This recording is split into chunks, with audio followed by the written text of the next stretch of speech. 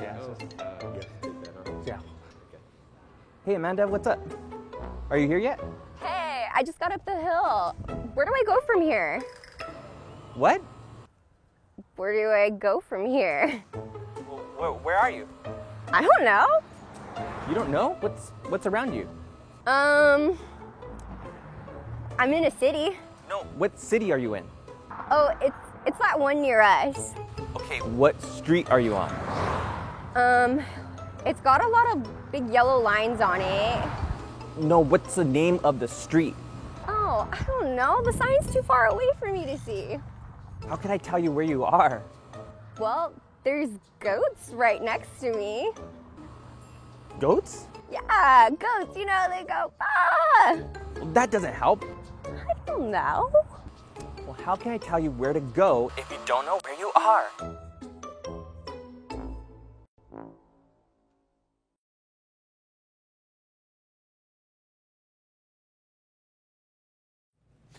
Hey, Olive Branch, before we get started today in our series here, I want to take a minute and ask that you join with me in prayer over both the situations in Afghanistan and in Haiti. Just some massive things happening out there that are affecting our brothers and sisters in Christ and just people made in God's image all over the world. And so would you join with me for a minute here? We're just going to lift up all of those situations. So, Father, we bring before you the situations that you know fully well.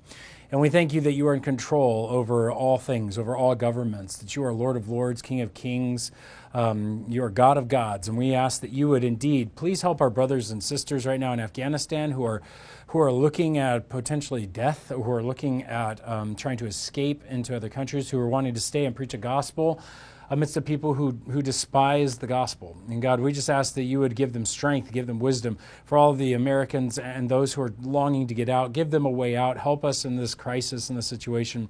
We just are considering all the bloodshed and all the horrors that are happening there. And we just thank you that you're in control of it, that you'll judge it all one day and that it's in your hands. And God, with Haiti and just the amounts of suffering that are going on because of earthquakes and things, pray that you'd bless those who are there, who are able to help and care, give them wisdom and direction, and enable their sufferings to be reduced.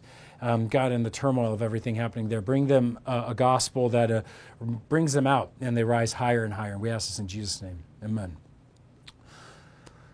Well, one of the things that I really want to engage with as we jump into this new series called Knowing You is really this idea of personality. Now, I got introduced to personalities back when I was in my freshman year. A freshman teacher, actually brought out a whole exam, and it was all on the Myers-Briggs personality. And so we were taking this test and this assessment, and eventually we got this information, and she was all excited. She runs up to me and she's like, "You are the only," and she names this personality test in the class, and it's a rare percentage, and she was all excited about it and tried to really dig in with me and find out what I wanted to be when I got older and all this stuff. What she didn't know was inside it was stroking my pride. It was making me feel bigger and more amazing because I'm unique. And little did I know it was an arrogant position and a horrible, horrible thing to be thinking of yourself in those ways, right? And it didn't help me with my friends who I was already trying to show myself greater than in many ways. And so I've just always been interested in personality since in a lot of ways. But the bottom line for me was I wanted to learn a way to understand myself without it leading to pride. And I think that's what I've seen in a lot of people who dive into personality ventures, who dive into understanding themselves. The more they get to know themselves, the more they begin to compare themselves to others, the more they begin to think of themselves in such an amazing way. And we end up with what our culture is struggling with, pride. And I want to challenge us that maybe, what if the Bible potentially gave us a way of examining ourselves and understanding ourselves that wouldn't lead to pride? Would we be in for that? Would we want to have a knowledge of ourselves that didn't lead us to be puffed up, but to be a kind of people who are able to care more and be more loving? And in this series, Knowing You, that we're getting into, I hope that you'll not only get to know some of your personality, you'll begin to understand how all of you, made in the image of God, works in this world for the sake of others and not puff you up. Because here's the thing. In this series, we know that it depends upon your knowledge of who you are for you to grow spiritually. In fact, we're going to be looking at this text or in this area every single week. And it's Romans chapter 12. And I'm just going to refer it here on the screen, and we'll go to another section later. But it says this: "Do not be conformed to this world, but be transformed by the renewal of your mind. That by testing you may discern what is the will of God, what is good and acceptable and perfect. For by the grace given to me, I say to everyone among you not to think of himself more highly than he ought, but to think with sober judgment, each according to the measure of the faith that God has assigned. Now, I love this because it's talking about spiritual growth. It's talking about the fact that if we're going to grow spiritually, we're going to know what God's will is. Well, part of that is to understand ourselves rightly. Not to think of ourselves too highly, and I say not too lowly, but to think of ourselves with sober judgment, just right judgment. See, to develop spiritually, we need to know ourselves rightly. And that's the critical goal of this entire series, to know ourselves not too much, not too little, but with a sober judgment. And I hope that you'll join with us as we go through this series with the small group. If you joined a small group, get engaged with that, because what we want to do is we want to be a people who understand who we are so we can develop spiritually rightly, because there are wrong ways to understand ourselves, obviously. It says that we can think of ourselves more highly than he ought to think. That means we've got the wrong perspective. We're thinking with pride. And last week we looked at the rich young ruler who thought, hey, I've done all the commandments. I've got it made. I'm good. He thought of himself wrongly with too high of a perspective. Some of us think, well, I'm a good person. Others of us think, I'm just a horrible person. I'm just not creative. I'm not very smart. I'm just not a smart man or whatever. And here the bottom line is you've knocked yourself too low. We want to look with sober judgment. We don't want to consider ourselves on the right side of history because I know what I'm thinking about or whatever, because the bottom line is this leads to pride. Pride in our thinking, pride in our activities. We end up condemning others. We end up destroying each other. And I want to be the kind of people who understand where we are so we can grow spiritually. And the reason why, again, is like we saw last week, if you don't know where you are, you don't know where you're going. If you don't understand where you're at, you're just basically lost and you're going to be roaming around. You may know your destination. You want to be like Jesus, or you want to be smart, or you want to be whatever. You're just going to be lost. You got to know where you are if you're going to know where you're going. And that's our aim. And the bottom line is, we get these ideas about ourselves because, to be honest, we're just looking at the wrong direction. See, it's the outside world that shapes us. It's the outside world that designs and moves us. Notice what it says, don't be conformed to this world. So it's that outside input. Rather be transformed by the renewal of your mind, that by testing you may discern what the will of God is. And God's outside of us. So there is this sense that we're transformed by the outside. And we get lost when we get so focused on ourselves. Now, this is easily illustrated if you've ever been to the beach and out on a surfboard or on a boogie board. You'll be floating out there.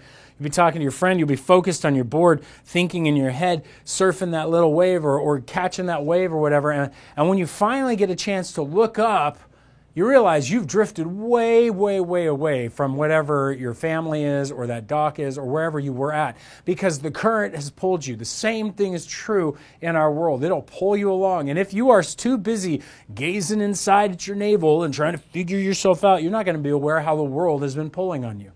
You're not going to be aware of who you really are, and you and I are going to be lost. We're going to be all over the place. So what I want to promise you in this series is this. I believe that we're going to get to know ourselves rightly. I'm challenging myself to get to know myself rightly. You the same. We're going to look at 4 different factors on the outside of us that tell us who we are. Then we're going to look at 1 on the inside, and we're going to set a plan to grow spiritually, because our goal is to find out where we are so we can move forward in our spiritual lives, so that we can know what the will of God is, which is good, acceptable, and perfect. Well, our first aspect then in this series is this. I want you to know yourself rightly. And I want you to know yourself rightly. And to do that, you got to first know God. To know yourself rightly, you must first know God. Now, that sounds weird. People are like, what? You got to know God. How does that help? I mean, like, some of us have an imaginary God. Some of us have an idea that God is just kind of this being in a book, and that's about it. But look, God is a real being. He's really alive. We'll get into that in another series here. But I really want to engage with you with the fact that this God that you can know can shape you, because he's outside of you. In fact, the bottom line is what you actually value and when you love will shape you. The Bible said this, and I believe they were right, in talking about these idols that were being made. The Psalms, in Psalm 115, puts it this way: their idols are silver and gold, the work of human hands. They have mouths but do not speak, eyes but do not see. Those who make them become like them. So do all who trust in them. And basically their point is these gods that they were making were the ones they were worshiping. And when they were worshiping, they were becoming like them. I mean, we're no different. We have our ideals, our idols, those we idealize, people, our heroes, those that we long to be like. Maybe it's an amalgamation of different people around you. Maybe it's your mom, your dad, something like that. The bottom line is these are the people that shape us. We judge ourselves by them. We want to be like them. And so when we get into this, I want you to realize as you love God, and as you engage with God and you know God, He's going to wind up shaping you because this is how we're made. We're made to be shaped by something outside of us. You say, really? Yes. I mean, this happens on page 1. If you have a Bible, it's your time to pick it up, open your app, join with me to Genesis chapter 1. And in Genesis chapter 1, you're going to find a verse we've covered many times, but I want to kind of use it as the core anchor of everything we're going to talk about in understanding ourselves. And this is the verse that speaks of us as being made in the image of God, in the shape of God, in the way that God has made us who is on the outside and shaped us to be like Him. Check this out, verse 26. It starts off, then God said, let us make man in our image, after our likeness. And let them have dominion over the fish of the sea, over the birds of the heavens, over the livestock, over all the earth, and over every creeping thing that creeps on the earth. So God created man in His own image. In the image of God, He created him, male and female, He created them. And what we have here is a powerful verse that God is the original. God is the kind of that imprint that you're going to push into the clay. We're the clay that gets shaped by God. And so the only thing is that when we love something, when something's outside of us, it's going to mold us and make us like it. And so God says, hey, I've made you like me. Let's make them in our image, in our likeness. Let's make them in the image of me, of God. We are here to represent God. And so this means something. As we journey in going to know ourselves, the first stop on our journey has to be getting to know God. And so get to know God.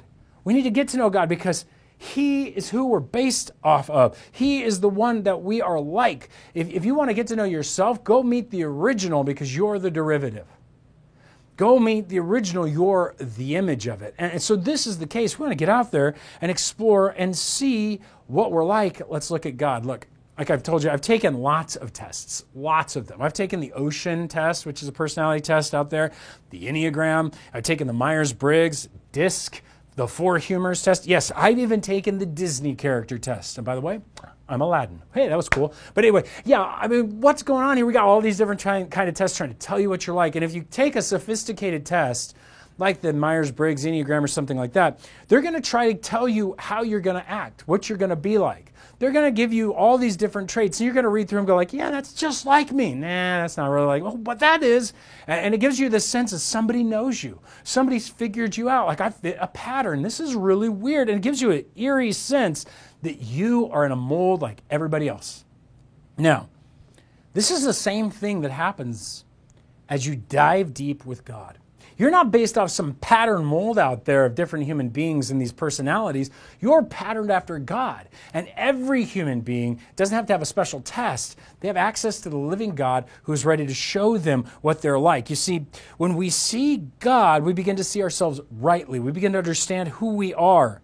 This happened for Job. Job was complaining and whining about his life, and it was horrible and awful. And his friends were like, it's because you're a sinner. And he's like, I'm not, and I don't know what God's doing this. And he's a mess, and suddenly God shows up in a whirlwind, and what does Job have to do? He goes, I didn't realize what I was saying. Now I really figured it out.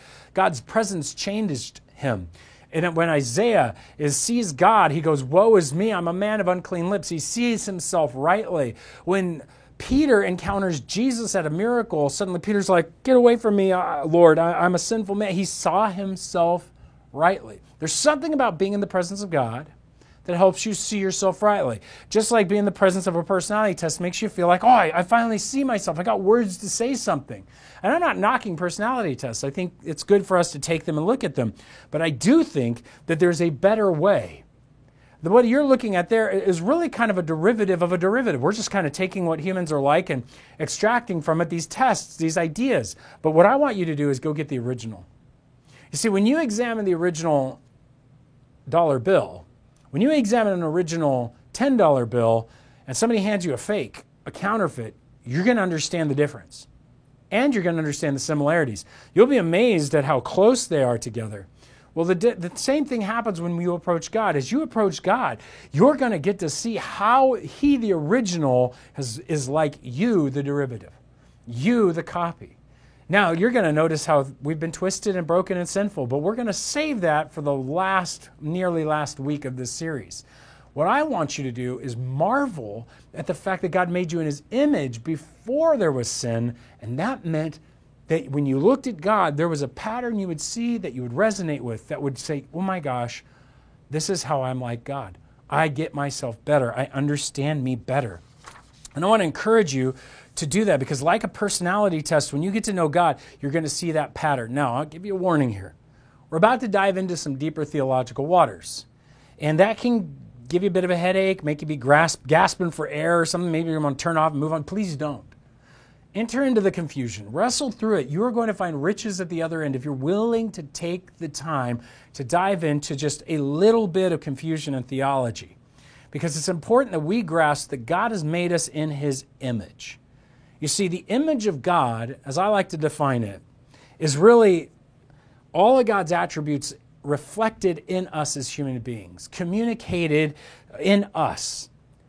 That the things we see about humanity isn't about us. It's really a little fleck of who God is. Now, we're not God, so I want to clarify that, but we represent God. All of His attributes are reflected in us. And we can see this because Jesus, who is the perfect man, was also God, right? Now get this. It says that He is the image of the invisible God, the firstborn of all creation. This literally means He was God. He is the living God in flesh. He is the ruler over it all. That's what firstborn means, not first created, but the firstborn means He's got the rights and rule over all the stuff. And look, the bottom line is that Jesus, who is God, is man. That means man's attributes can reflect God and the image of that invisible God, the perfect image of that invisible God. And what I like about this then is that we can see that the traits of God are shown off in us, in humanity. And so, what we want to dive into then is that these personality traits that we see in these tests are actually oftentimes closer linked to something theology has already talked about, and that is this idea of God's attributes. Now, again, this is that deep dive spot, so I want you to hold on for me because I'm going to challenge you with a little bit of theology. I'm going to challenge you to go read a little bit of theology, and you say, why would I ever read theology? Look, if you think theology is hard, it's not. What it is it's the crib notes, it's the cliff notes or the spark notes, whatever generation you're in, of 2,000 plus years of thinking about God. What theologians do is they take in all of this conversation about God in these certain areas and they put it together so we can understand it. And one of those things that has come out of the 2,000 years of history in the church are the attributes of God. And when we engage in these attributes of God, they can give us knowledge about what we are, about our personal capacities and makeup, and ultimately even about our character. And I'm going to divide those into those three things. So let's start here. Let's start with this idea that God's going to help you know what you are. You are just not yourself. You are a self. I want you to know yourself with a space, right? Because all of us are a self. We're all a human being. We all have a particular nature. And when you examine God, you're going to see that God has a particular nature, and we reflect that in a small, limited way. Now check this out. Because all of these are the same in all of us. I'll give you a few of them. I'll let you dig deeper on your own in a theology book. But let's try a big one. This big one's called aseity. You say, aseia what? Aseity. Aseia what? No, so aseity means ase, to be unto himself. God's independence. He is self-existent. He doesn't have anything that makes him exist. He just is existence.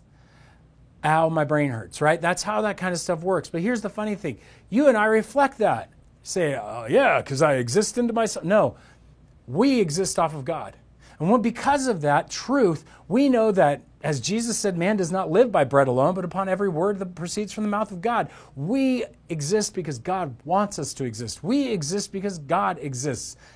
And so we may stop, but God doesn't. We are in his desire. So we have a lean on God. We are like God in that we can't change. You can't change your nature. You can't change and stop being human. You can't stop being you. You can't become someone else. It's not possible. You have a sense of eternality. God is eternal from far before the beginning and far past the end. We have a starting spot, but then we will not stop. We will continue on in immortality. Just because you die doesn't mean you stop. You will keep going on even past death. And this is this case. We image all of these different things, from being all present in our bodies like God is all present in the universe, to being completely unified and you can't break us apart, to being completely invisible in our spirit as God is the invisible God. So we have all these attributes. Now what I want to tell you about these is they're important to know. Why? When you don't have these right, when we begin to believe that we are changeable in our very nature, that I'm not the same person I was as a kid or all those kinds of things, the I isn't the same, when that happens, you will become what we call disintegrated. I'm not saying you're like disintegrated, like I'm saying you're no longer integrated in yourself. You will have major problems in your life if you believe that you are the one who has to sustain your own existence. Carry that on yourself as you begin to believe that the world around you is existent. It's called a God complex, and you'll start to fall apart. But when you understand that you don't sustain reality, when you don't make reality, when you are leaning upon God, hey, He provides for you. He is the God who is over you. He's the one who calls you to certain things. All the weight of that stuff of carrying the world begins to go away, and you integrate. If we believe that we can truly change in our nature, that me as a man can become a woman, or I can cease to be a human and become an animal, or something like that, the problem that occurs there is the natural nature disintegrates. Now I can't be solid in who I am. And we're claiming that, in fact, human rights go away because I'm a human and you're a human. What does that mean? It's whatever I think it means, and I can change, and so no longer am I like you. So much of reality begins to fall apart. We disintegrate. We start to fall apart. And so we need to understand who we are, that these things don't change. And then as you get to know God, you will become more integrated as a human being, not less. As you begin to see who God is, you'll start to realize what a human being is. And the more you do that, the more firm your existence and your thinking will become. And a lot of our struggles as human beings in our modern time is because we've abandoned trying to figure out what our nature is like. And so we'll start there. The next thing, though, is that when you examine God's attributes, you get to know God, you're going to learn something else. You're going to learn your capacities by knowing God's attributes. What's a capacity? I hesitate to use this word, but a capacity is something that God has in His infiniteness that's not moral, right? God's omni-intelligent, right? He has got it all. We call it omniscient. He knows everything. He has huge, massive intelligence. He has huge, massive creativity. It's infinite. It doesn't have any limitations. But when it comes to us as human beings, it comes to us at different levels, different capacities. Remember, God said, let's make man in our image, after our likeness, and have dominion over the fish of the sea, over the birds of the heaven, over the livestock, over the earth, and over every creeping thing that creeps on the earth. What's important here to note is God wants us to take care of His world. How can you and I take care of His world, if we don't have everything we need to do so? And so God provided humanity with His attributes, with His image, with intelligence, with creativity, with will and the ability to make decisions, with sovereignty, leadership. Some of us are going to be more leadership oriented than others. Some of us are more revelatory. We're more expressive, and we're less expressive. We're more extroverted, or we're more internal or external, right? There's all these pieces that are actually just like God in order to engage in this world. Now, the thing is, we all don't have the same amounts. Look, when it comes to intelligence, some of you have been given the 67 fluid ounce intelligence, right? Some of you have been given, the 16.9 fluid ounce, the 500 milliliter, or whatever. And then some of us, we all lost. I could have gotten the 7 ounce, but the bottom line is all of us, 12 ounces, 16 ounces, all of us have been given different capacities. Look, some of us are actually super intelligent. That's awesome. Some of us aren't as intelligent as others. Some of you are super creative. Some of you are super orderly. Some of you are super not orderly. For me, when it comes to God's presence in my life, me being available right there with you, here's the thing. I'm even smaller than this. I've got a tiny one, okay? God didn't really give me a whole lot of that presence stuff. Call it ADD, call it what you want, but the bottom line is it's not evil. It's just I don't have a ton of it. Now, do I walk around going, woe is me, I'm not present with people? No. What I realize is what God gave me, I need to fill it up. This isn't a comparison game. There is no value in what size God gave you. There's only uniqueness.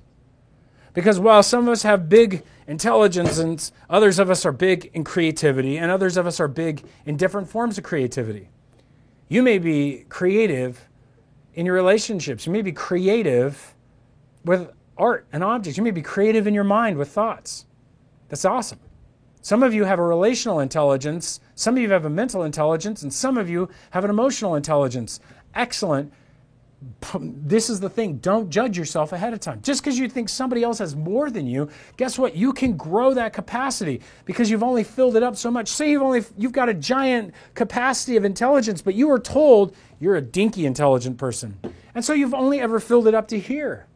But you now, in the presence of God, knowing that God has given you intelligence because you have all these attributes, fill it up. Who knows how big it is? Who knows how much He's given you? You don't want to stop. You just want to realize God made me intelligent. Yes, everyone's intelligent. Everyone has presence. Everyone has creativity. Everyone has order. Everyone has will. If you don't have these things, you're not human. So that leads me to tell people, stop knocking yourself. Stop telling yourself that you don't have this or that you're not smart or you're not this, I'm not creative, I can't do that. No.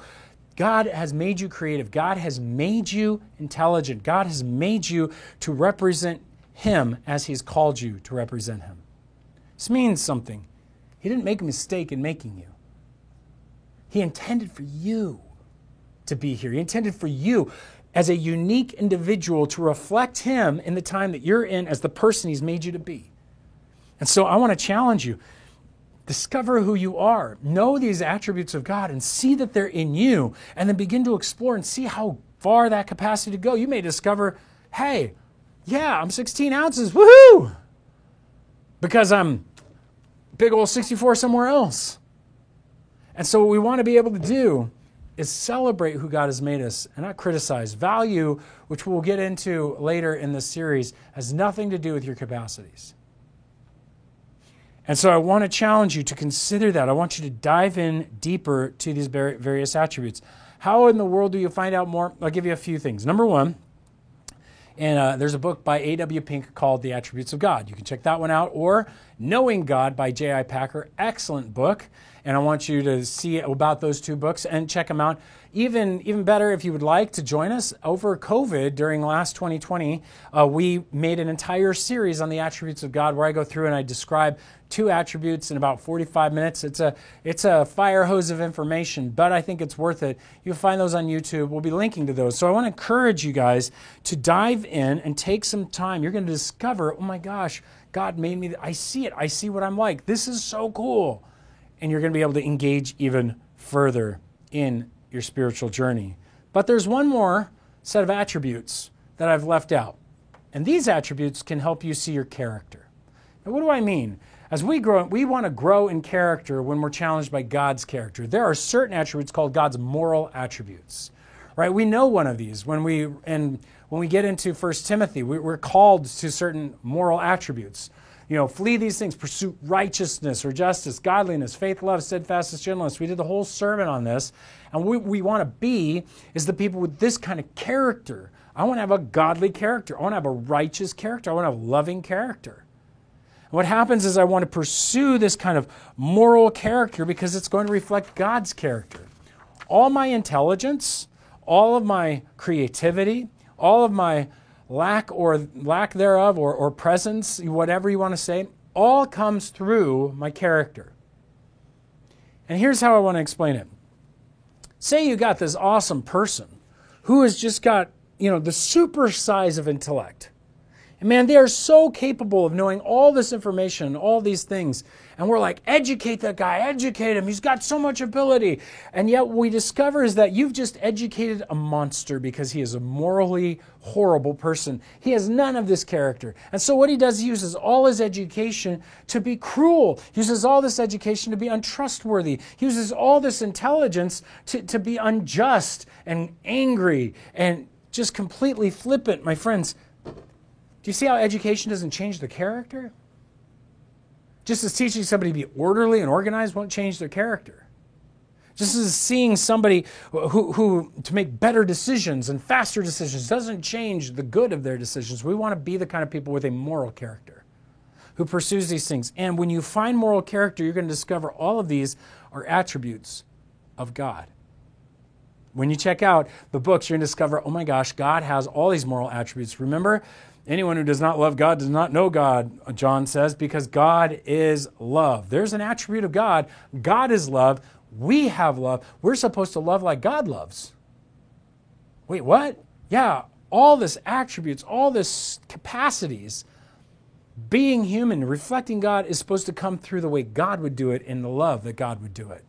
So God has all kinds of moral attributes. We find them in the Old Testament. When Moses is asking to see God's glory, the Lord passes before him and proclaims, the Lord, a God merciful, there's an attribute. Gracious, there's an attribute. Slow to anger, he's patient. Abounding in steadfast love, there's an attribute. A faithfulness, of steadfast love for thousands, forgiving iniquity, transgression, and sin, but who will by no means clear the guilty, so he's not unjust. And he's going to visit the iniquity, so he's going to bring retribution. These are all of his moral character right there. In fact, the Hebrews found 13 characteristics of God in this text.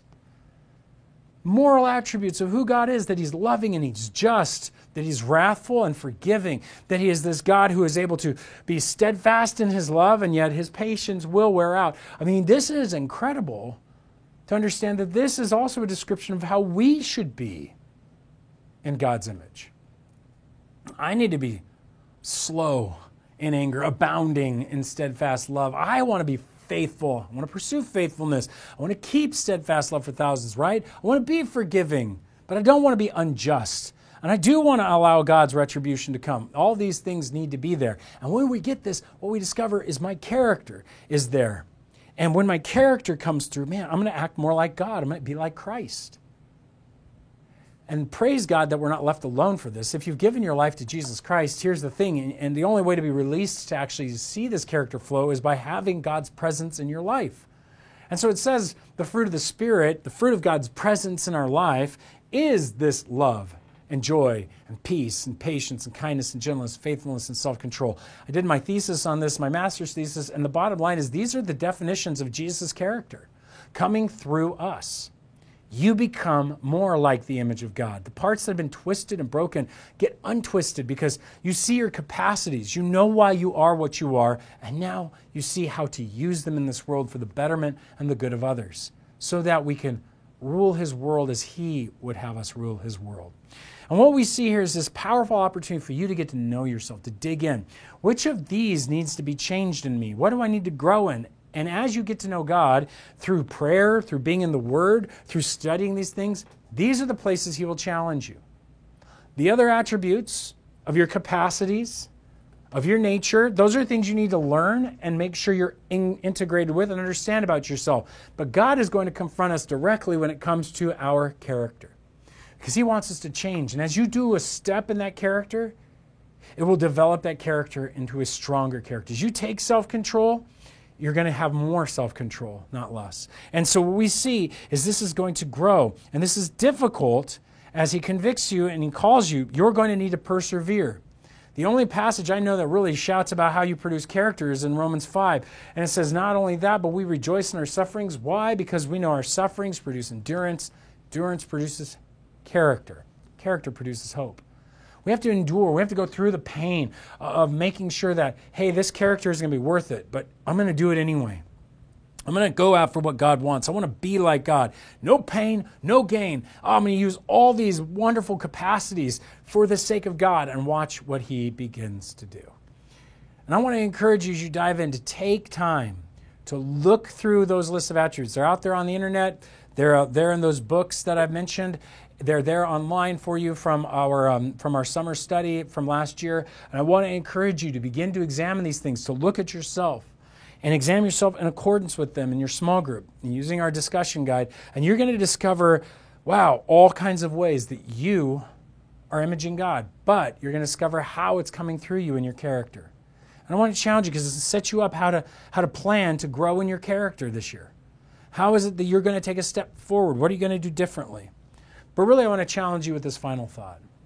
See, I've seen churches that have dedicated months to studies of the Enneagram or the Myers-Briggs types, or whether you're a beaver, otter, or golden retriever, and knowing yourself in these ways. I've watched people get obsessed with personality, character typing, and all this stuff. I have been there. But I'll tell you what would happen if a church got obsessed with God's character? Figuring out what He was like, seeing what He was like, and going like, oh, I see how God is this and that. And if we were all aimed at the same passion of knowing God like we're knowing ourselves, guess what you'd discover? You'd find more about yourself than you ever imagined. I want to encourage you to dive into that. I want to encourage you to go even deeper. And as you gather in your groups, I want to pray a blessing over you. God would begin to show Himself to you so that you would see yourself. Let me pray. Father, I ask that that would be the very case, that you would reveal yourself to everyone who's watching, to all who are engaging in this study, that we would see who we are. You are our original. You are what we are imaged after, and we want to know you so we can understand who we are and who you've made us to be. And God, from there, would you challenge us then to begin to grow in our character and use these capacities you've given to us, not to judge ourselves and others, but to allow ourselves to do what you called us to do on this earth. We thank you for the chance we've had to study this. Bless it, we pray, in Jesus' name. Amen.